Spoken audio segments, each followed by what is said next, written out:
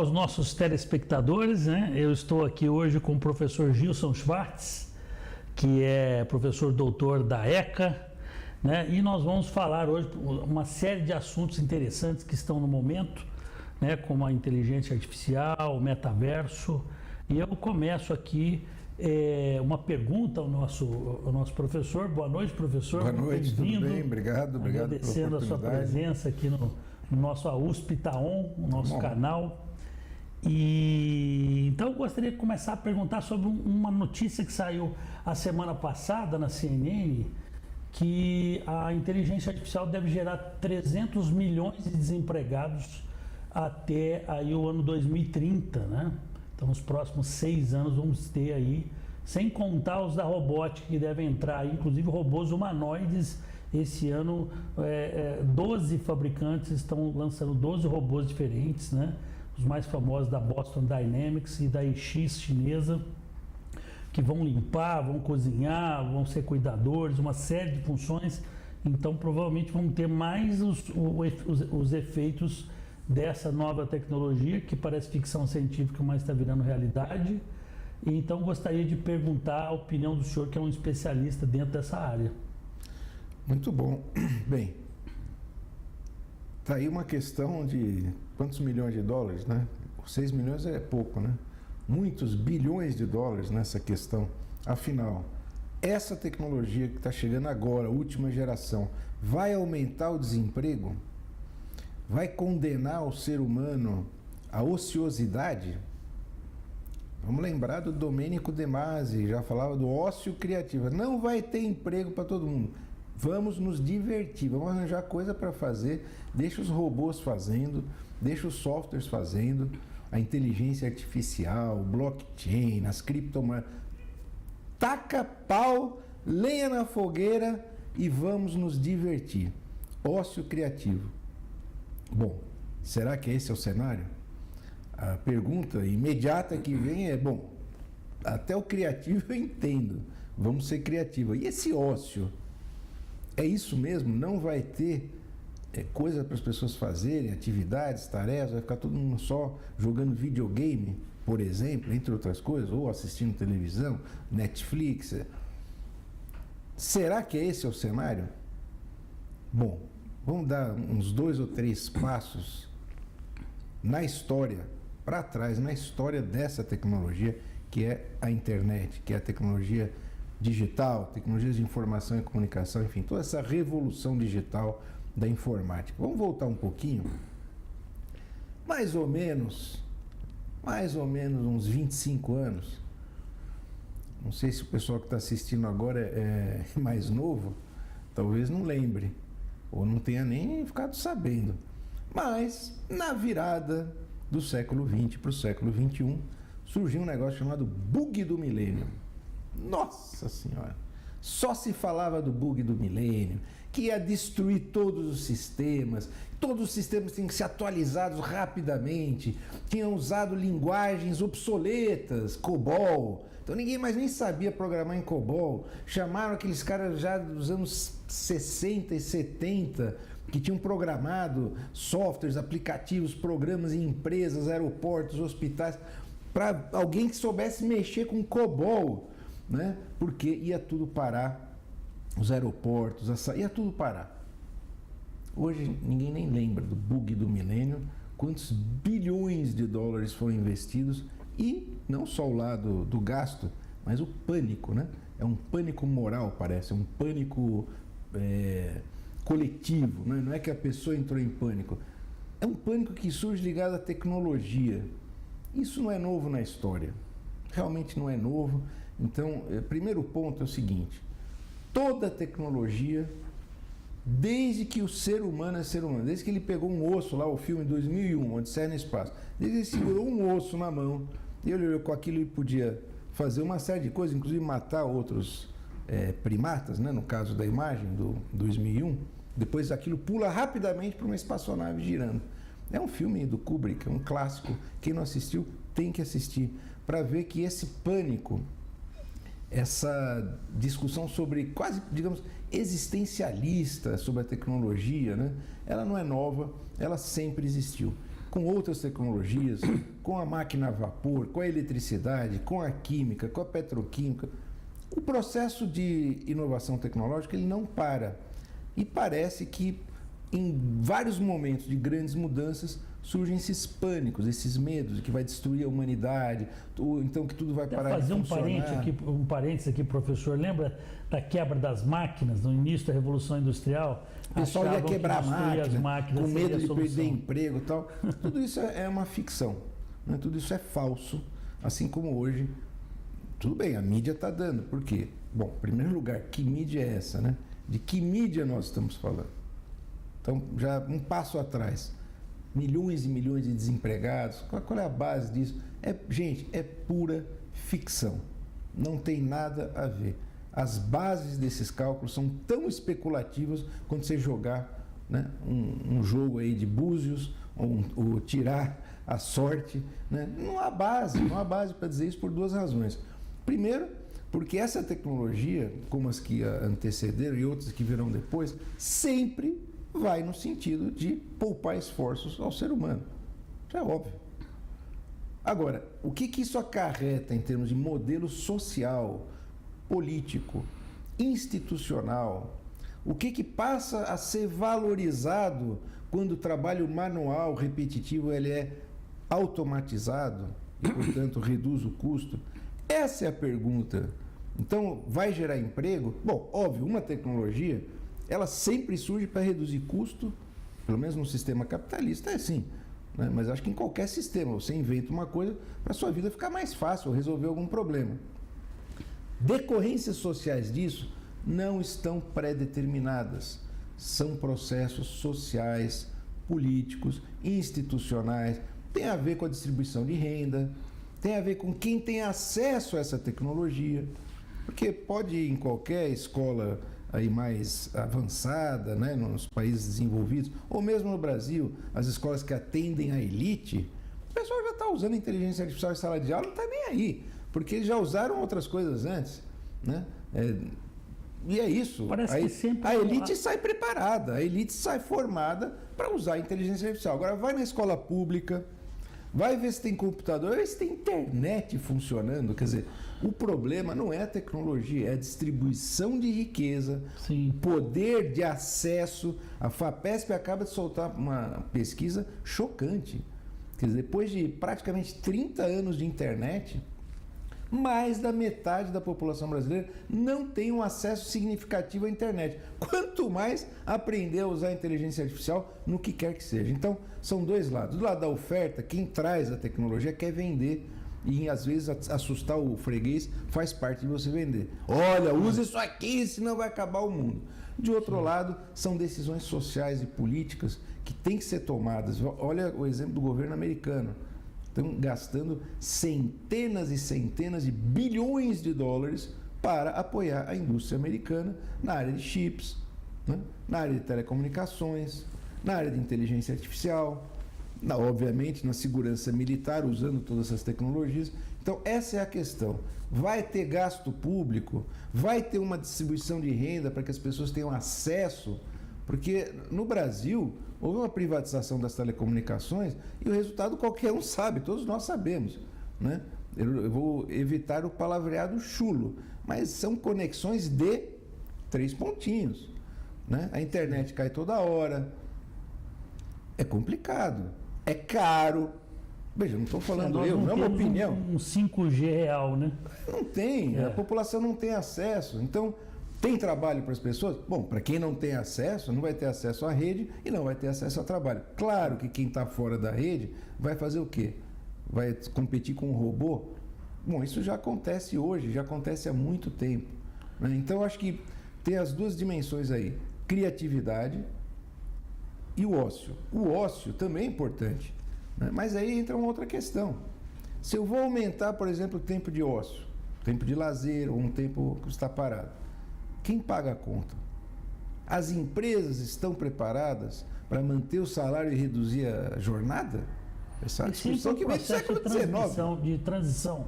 Sempre há uma transição também. Talvez em algum momento... Quem paga a conta da transição? Sim. Nos Estados Unidos está claro, o governo paga a conta da transição, a União Europeia, investimentos enormes, A Inglaterra já é um governo mais conservador. Então, qual é a decisão agora do governo inglês? Vai ser derrotado nas eleições, é óbvio. Né? Pessoas que têm problema de saúde mental na Inglaterra, né, que antes recebiam uma ajuda, um auxílio de saúde do governo, porque não conseguiam trabalhar por questões de saúde mental, o governo britânico anunciou agora que vai cortar, tá certo? Então é o seguinte, você está mal, a gente te dá uma folga aí de alguns dias, né? Vai procurar o setor público e saúde pública para se tratar, dinheiro na conta não. Então, essa é uma opção que tem que ser feita pela sociedade, pelo Congresso, pelo Parlamento, pelos governos. Você vai beneficiar o social na transição para que essa sociedade alcance um nível mais avançado de empregabilidade? Sim. Quais são as políticas para fazer isso? Se deixar no salve-se quem puder, óbvio, quem tem grana já faz a sua esfera, blogosfera, né? E fica satisfeito ali. E quando vê que está tendo muito problema social, manda a polícia, né? Tem muita gente que pensa assim, não, é muito desempregado, muito jovem sem ter o que fazer, polícia neles. E eu moro aqui no meu condomínio, fechado, segurança, internet banda larga, Netflix, Facebook, estou aqui no paraíso, Então, acho que a questão não é tecnológica, ela é social e é política. E é muito difícil mexer nessa parte, porque a gente sabe que esse é um sistema onde a empresa, por si mesma, ela tem uma obrigação de gerar lucro e sobreviver. Então, como é que quem vai pagar a conta? Professor, agora voltando a algo que já estava meio descartado, né? Que é o metaverso, né? Diziam que o Zuckerberg tinha descartado o metaverso e hoje estão vendo que a própria inteligência artificial está fazendo com que ele volte mais forte e muito melhor, porque precisaríamos de um exército de técnicos para controlar um metaverso que teria ação mundial, né? Todas as empresas do mundo entrando, e agora vai ficar muito mais fácil, porque a própria inteligência artificial ajudará a manter a qualidade, gerenciar essa alta resolução toda que é necessária no metaverso. O que o senhor acha desse retorno aí, dessa ideia que parece que tem sido noticiado? Eu acho o seguinte, todos os avanços da internet nos últimos 30, 40 anos foram desiguais, né? É um desequilíbrio global. Então isso precisa ficar muito claro. O metaverso é mais um exemplo. Por exemplo, antigamente a gente pegava fita VHS na locadora. Desculpa o pessoal mais novo, mas eu sou da velha guarda. Eu saía de casa, olha isso, saía de casa, gastava gasolina, ia num lugar, tinha que estacionar para escolher as fitas VHS. Estava dividido. Eu não sou dessa época. Você não é dessa época. Comédia, humor, drama. Você andava lá, acabava encontrando, batia um papo com o cara do balcão. Pô, tem uma novidade. Aí tinha aqueles cartazes, lançamento da semana. Era assim, gente. Então você vai dizer, pô, destruiu o emprego do cara? Destruiu o emprego do cara. Onde é que esse emprego dele foi parar? Provavelmente você hoje assina a Netflix. Sim. A Netflix é um serviço assinado de uma empresa estrangeira que domina o mundo.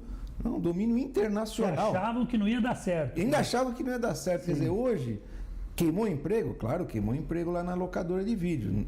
O sujeito que fabricava aqueles VHS de plástico, aquelas fitas, tudo isso desapareceu. Sim. A riqueza só aumentou, porque a cotação das ações, o valor das assinaturas, a receita anual de uma Netflix, estou dando Netflix é um exemplo, claro, é a maior, é a mais importante.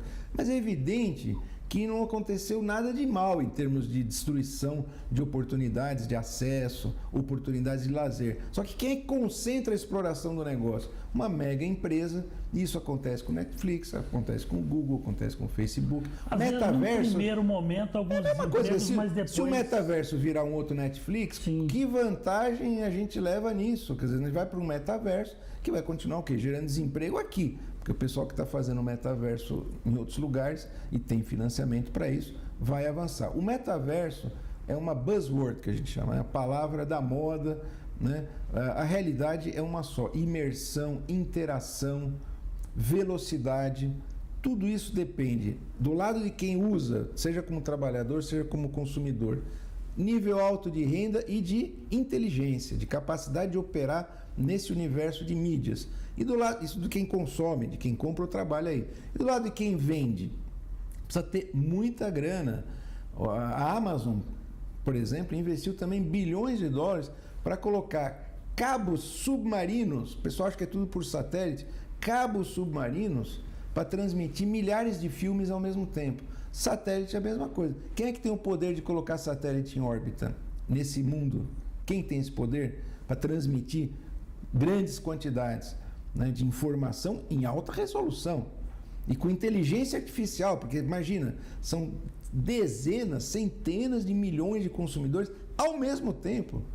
Imagina se fosse o cara lá na videolocadora tendo que atender 5 milhões de clientes. É impossível. Só uma máquina faz isso. O Starlink vem aí também. Só uma máquina faz isso. A questão é a seguinte: quem é o dono dessa máquina? Quem é o dono da infraestrutura? Qual é o custo de acesso? E qual é a qualidade da educação para você saber o tipo de consumo que vai ser, digamos, adotado pela sociedade? Porque as pessoas consomem não apenas o que elas querem, mas aquilo que elas são também induzidas a consumir. Tanto é que surgem rapidamente bolhas de consumo e quem está na frente pega esse mercado e controla. Então, acho que o nosso problema hoje no metaverso... O metaverso é fantástico. A banda larga, agora estamos falando já, é 5G, é 6G. Não vai parar, gente. A questão do emprego não depende da tecnologia. O senhor acredita que o metaverso vai entrar mesmo? Vai se tornar realidade? Para mim, metaverso é só uma buzzword, quer dizer, uma palavra da moda. Né? Quer dizer, o que você está falando é uma experiência 3D. Bom, estão aí os games, né? Inúmeras formas, inclusive de você brincar dentro desses universos, né? Já é uma realidade. Agora, para pegar produtos do momento, o tal do óculos, né? Da Apple deu uma flopada. Sim. Quer dizer, essa ideia também de que todo mundo deseja passar o dia ou a noite com um capacete, que não seja um capacete, seja um óculos, mesmo assim. Sim. Tem uma hora que você quer o quê? Bater um papo, descer na esquina, encontrar um amigo. Então, tá flopando no primeiro mundo a própria ideia do metaverso imersivo total, que você tem um óculos que ele ao mesmo tempo ele é tela, multitelas, mas ele também te permite enxergar além dos óculos. É uma mistura, né, hibridismo entre o real e o digital. Flopou. Olha o preço dessa brincadeira. Talvez daqui a um tempo, né, os chineses fabriquem uma coisa igualzinha e fica acessível e todo mundo vai se colocar esse óculos e vai viver dentro desse metaverso ou dessa realidade aumentada. Se os americanos deixarem, porque já com o TikTok, que não precisa de óculos, o Congresso americano praticamente baniu o TikTok, por ser propriedade de uma empresa chinesa, baniu do mercado americano. É isso que está acontecendo hoje. Os países defendem os seus mercados, defendem os seus empregos, e o resultado disso, mais tensão, mais conflito. E para nós que estamos aqui no terceiro, quarto mundo, a gente é vítima redobrada disso, porque a gente é vítima da desigualdade internacional, ou seja, nós estamos muito atrás frente ao que os outros países fazem, e vítimas da desigualdade interna, que é uma distribuição de renda horrorosa no Brasil. Então você tem de um lado uma dependência ou uma desigualdade externa e de outro uma interna. Então a gente é duplamente castigado. A gente não consegue alcançar e quem está aqui dentro para usufruir é uma minoria. Então desse jeito, claro, vai aumentar a violência, o desespero, e aí muitas vezes a mídia, né, gosta, né? Quer dizer, a mídia vai dar notícia, não é o homem, né? O cachorro mordeu o homem, o homem mordeu o cachorro. Vai ter um pânico, vai acabar. Aí as pessoas correm para comprar equipamento, como foi na época do bug do milênio. Eu, na minha área, que é especificamente o cinema, como o senhor sabe, né?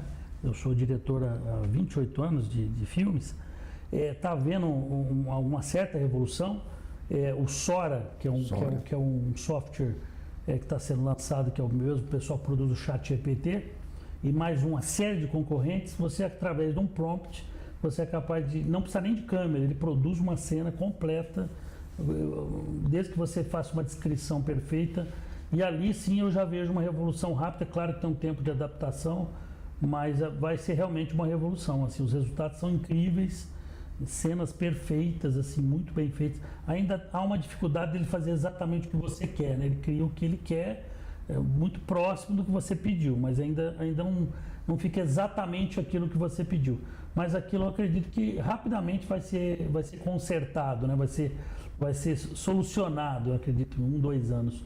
mas é realmente algo no audiovisual que a questão não é a tecnologia em si. A tecnologia sempre... Quando passou do filme película para a imagem digital, já foi uma revolução e todo mundo adotou. A questão não é imaginar que o que está sendo produzido é ruim, ou é de má qualidade, ou não vai transformar o processo produtivo. Vai. Sim. Vai. Agora, você precisa estar qualificado para usar. Então, Sim. se você não tem essa qualificação, se você não tem essa capacitação, se você não acessa esse sistema, quem é que vai fazer? Quer dizer, quem é que vai usar o software? Alguém tem que usar o software, alguém tem que chegar lá, como você falou, tem que digitar o prompt. Então, hoje em dia, o pessoal já estuda nas escolas como fazer um prompt direito. Sim. Né? E outra coisa que, independente de tecnologia, que é cultura, né? Quer dizer, ou você tem cultura e educação, ou não adianta você saber tirar xerox.